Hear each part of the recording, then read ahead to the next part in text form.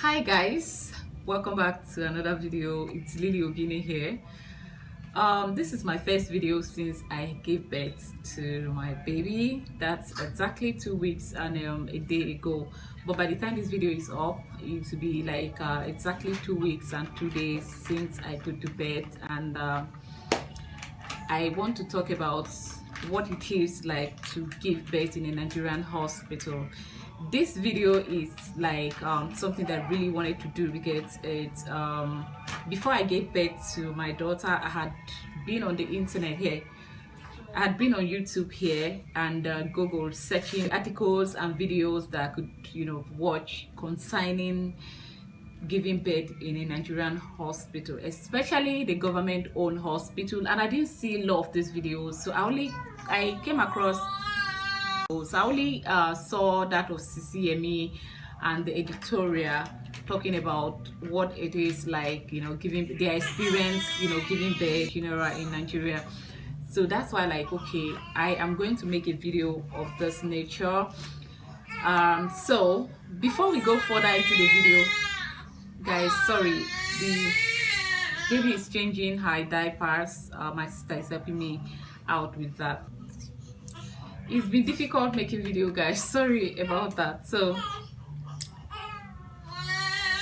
I didn't see a lot of these videos here on the on YouTube, so I said, okay, I said to myself that once I put to bed, I am going to share my experience about giving birth in a Nigerian hospital. And once I choose a government-owned hospital over private due to my past experience with private hospitals, where I feel like the doctor I registered with wasn't really caring enough, he wasn't good enough, he didn't monitor me closely, and then I ran into trouble with the pregnancy, and then today we are struggling.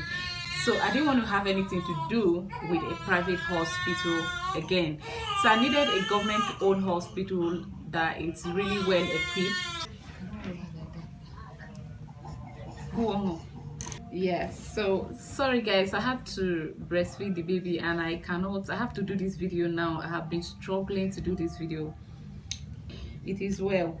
So I was looking for videos of this nature, talking about the experiences in a Nigerian hospital, but I didn't see. So it's okay, I'm going to do my own when I put to bed. So here is my own experience. I opt for a government-owned hospital because of my past experience.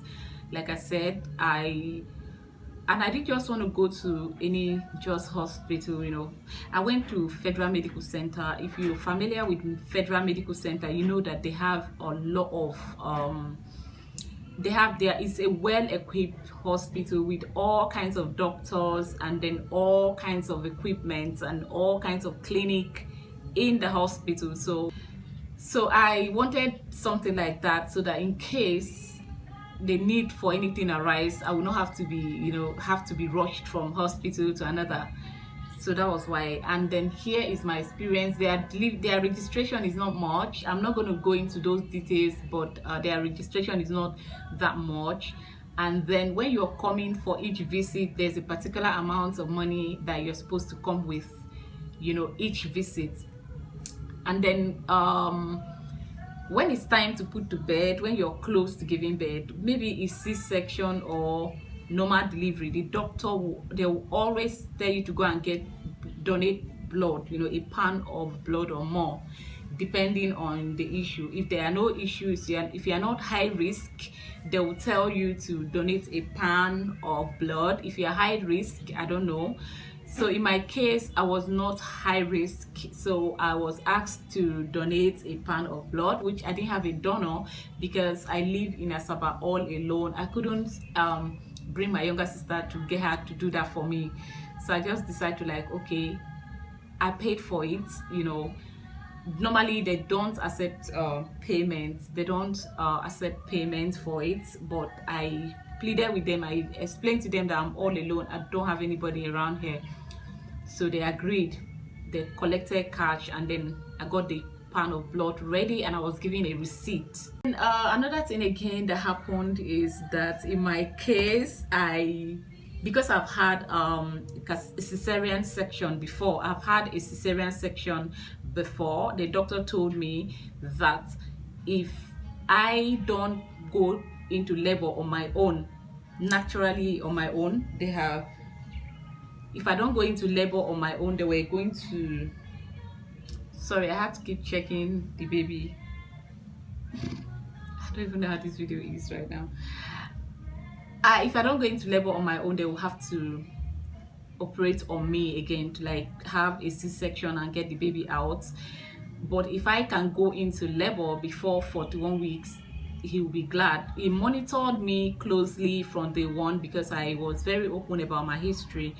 You know, I was really open with them, so they assigned me to a specialist doctor who monitored me closely and who was really good.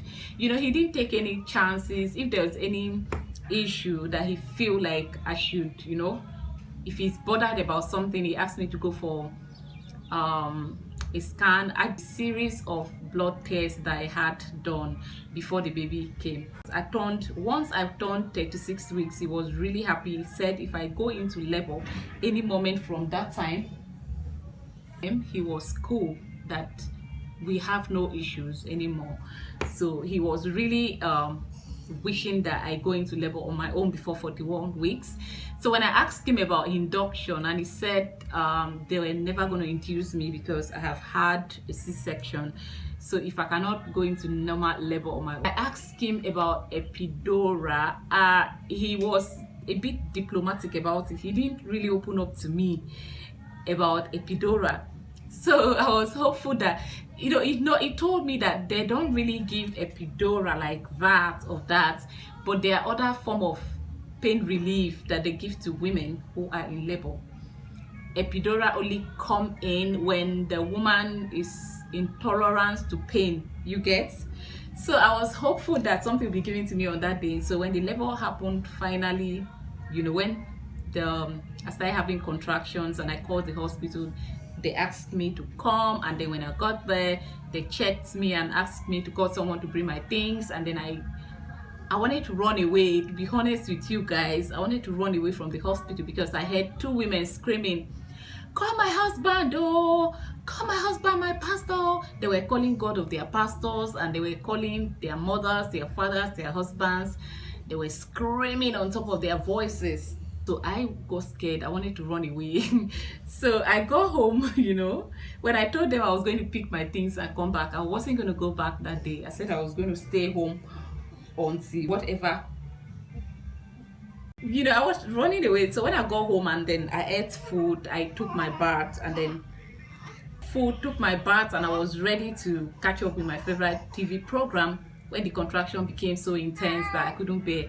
So I had to like run to the hospital to go answer the call of nature, guys.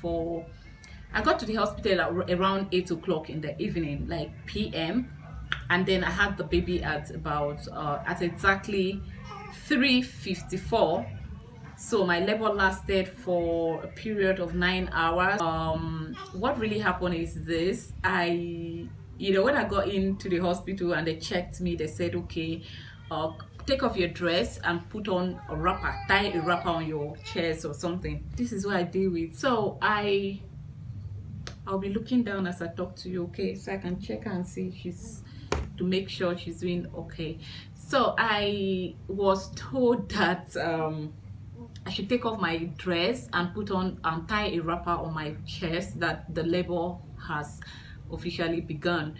Every contraction sends me going to the toilet. So, and then I was hopeful that, you know, I'm this kind of person that I usually program my mind for the worst. Like, okay, the worst can happen, and if the worst happen, how am I going to deal with it? I just have to be strong, make up my mind that the worst can happen. So I didn't really even know that I was really in labor. I was waiting for them to give me things, you know, like epidural or something, so that the pain will not be much and all of that. But they didn't do that. Even drip, they didn't infuse, nothing. They didn't put anything, they didn't do anything that will allow me. I said, ma, please, can you give me something that will allow me to sleep for at least 1 hour?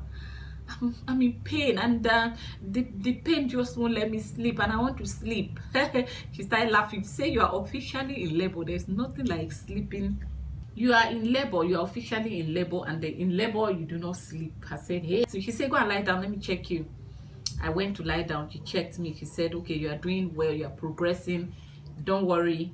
I said, but I feel like going to toilet. She said, keep going if you feel like it, but be careful, do not. So she said, go and lie down, let me check you. And she said, you are progressing fine. I said, okay. I said, I feel like going to the toilet. She said, yeah, keep going.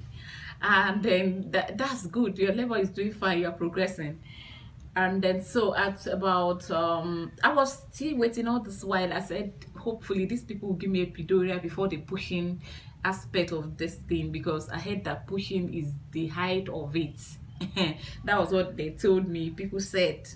So I said, oh, I've programmed my mind for the worst. And at this point I was so tired, I was like really weak. I found myself sweating, I was just sweating. She said, preserve your energy. If you want to, this one you keep going to the toilet, I hope you still have strength to push. I said, I doubt if I have any strength left in me. She said, you have to have, because that's the part that is really, you know, you have to give in your best. I said, okay, but what about epidural? Because doctor said there are some form of pain relief that you give to women. She said, sorry, not in your case, because you are like you have history of C-section. We cannot give you anything. You have to do things on your own natural, and your labor is progressing, so it has to be like that. So you're not going to take anything. I say, ma, even paracetamol. She said nothing. I said, okay, I'm in for this. So that was how the labor keep progressing until you know, it got to the point, you know, where they seized me. They said, you can no longer go to the toilet. I said, ma, I feel like pooing. She said, no, you cannot go. That whatever you're feeling there is the head of your baby, not poo. So you cannot go to the toilet. They brought a machine and wrapped it around my waist, I mean my tummy, and then it was giving signal and all of that, you know, all that stuff that they did. At this point, I have made up my mind that since they've refused to let me go to the toilet, I was going to design that bed with I was going to poo on that bed. I was going to mess the bed up, you know, for them. But you know, then about an hour 30 minutes later, after putting the machine around my tummy, she came and said, okay, when I tell you to push, you push, okay? But if I do not tell you to push, do not push. All right? I was really cooperative, guys. Coming from someone like me with if special need kids at home already, I didn't want anything that would just, in fact, whatever it takes to get this baby home in good health, in good shape, and myself also home alive and healthy, I was going to do it. So I was really cooperative. When they asked me, she said, okay, so now it's time for you to push. Guys, at this point, I didn't have strength again. But before that, she said, we are going to give you, cut you. Hey, that was when my heart flies. That part, you're going to cut me? Hey, I knew this was going to happen, because, man, you guys, it's as good as my first time. This is my first time doing it, like having to push, having to give birth through vaginal delivery.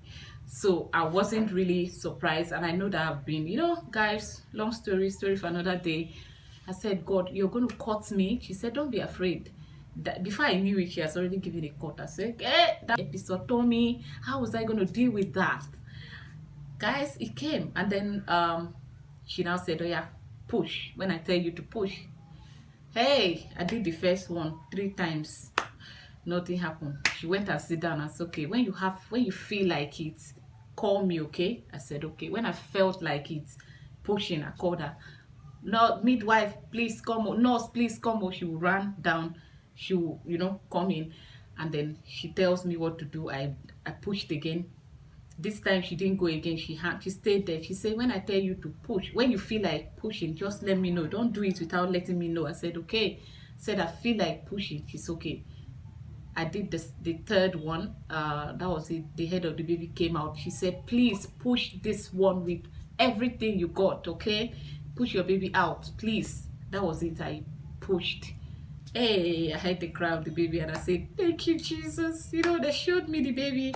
They said, what is this? What did you have? I said, it's a girl, it's okay. We're taking her onto the table so we can clean her up. That was how the woman take the baby. The one of the nurses took the baby. At this point, it was just the two of us, but at this point, someone else joined us. So took the baby, cleaned her up. I heard her crying, and I was like, God, finally, because I was preparing for the worst. I've heard people give their bed stories. It took them 16 hours of labor. It took them this, it took them that the pain they described, the pain is much. I'm not gonna lie, I'm not gonna sugarcoat it, but you know, I have programmed my mind for the worst. Luckily for me, the worst didn't happen. So yeah, I felt some degree of pain, but then at this point everything just began to make sense, and I was like, God, so is it like this? You know, the baby came out, and then the midwife said, okay, time to deliver the placenta. That didn't take time at all, just took like 2 minutes, and the placenta was out. Immediately the placenta was delivered, I started shivering. You know, I shivered. I was shivering seriously, like shivering. I was cold. All of my body was shaking. The bed was shaking, and I told the midwife, I'm catching cold. I just want to be covered. She said, okay, don't worry. Just want to be covered. She said, okay, don't worry. At this point, I'll give you injection that will calm everything down. I said, okay. That was how she injected me, and then I felt better immediately. Just like 5 minutes later, I started feeling good, and then she said, okay, it's time to stitch the tear. Hey, I said, ma, please, I don't want to stitch it. I want to go home like that. Nobody is going to complain. I'm single. Nobody is going to complain. Nobody is going in there again. Okay, leave me to it. She said, no, don't be afraid. Okay, I'm going to give you anesthesia, or I don't know how it's called. Is it anesthesia or something that, you know, is it anesthesia or anesthesia, something that will make you not feel pain when we are stitching. Hey, I said, this woman, I don't believe her. She said, no, nah, you have been very cooperative, so just cooperate with us. Let me do this one for you, okay, so that you can get your baby to you. We can bring your baby to you. And I heard you can bring your baby to you, and the baby was crying. I said, okay, I'm ready. She injected me. To be honest, I didn't feel any pain when she started stitching. The only pain I felt was the pain that the injection, when she was giving the anesthesia around the cut. That moment that changed everything and made me forget all the pain. When they handed the baby to me and said, take your baby, you know. Oh my God, it was a wonderful feeling. So for those people who are afraid of going to government hospital to register, I would advise you have nothing to be afraid of, especially a hospital as well equipped as FMC, Federal Medical Center. They have them in selected states and towns, you know, across the nation, across the country. So anyone, I mean, I advise you register if they're as good as the ones in Asaba here, the one in Asaba here. I encourage you go there, because I saw a lot of cases at the labor room, you know, when I was going back and forth from the toilet to my room. I saw other babies that were born in a condition, God, I couldn't even, up till now, I'm still feeling for them, because, you know, the woman have been in labor at some other hospitals, and then things got really bad. They now referred her there. Even if that baby survived, I feel like they might just end up being long-term. They're going to be in a very long-term struggle with the child, because what I saw there broke my heart. So don't be afraid of going to Federal Medical Center. Yeah, I heard a lot of women were complaining that FMC is expensive. They come there to register when it's to another place to put to bed, because of course it's a bit expensive. I'm not going to lie, paid a lot of money, but it's all worth it. You know, paid money, came home with a healthy child and a healthy self and alive. That's what matters. So when you hear episiotomy and you are scared, don't be too scared. That thing, to be honest with you, when I was giving the cut, I didn't even feel much pain. The pain I felt wasn't, you know, that bad to bring home, you know, to have a child, to welcome someone into this world. The pain is nothing compared to it, you know, to the joy of welcoming a child. So don't be afraid when they say they want to give you episiotomy. That was my biggest fear about normal labor, going into labor. So That is my Nigerian bed experience. I left the hospital. I gave birth on Saturday, and they said on Sundays they do not discharge patients. So on Monday I was discharged and took my baby home, and that is it. So don't, if you are looking to give birth in a Nigerian hospital, I think Federal Medical Center is not bad, especially if you are around Asaba here. You can try this one here, but be prepared financially. Thing is a bit cost, but it's okay. All right, so I hope that this video I hope I've been able to pour out my heart on this video. I've been able to share my experience, you know, with you guys. So I hope that this video helps someone out there. So in another video I'll talk about normal delivery and vaginal delivery and C-section, because I have done both. And then I'll also talk about private hospitals versus government hospital, strictly my experience. So thank you guys for watching this video. I'll see you in my next one. Please don't forget to subscribe, okay? Don't forget to leave a comment, share, like, and then I'll see you in my next video. Thank you. Bye.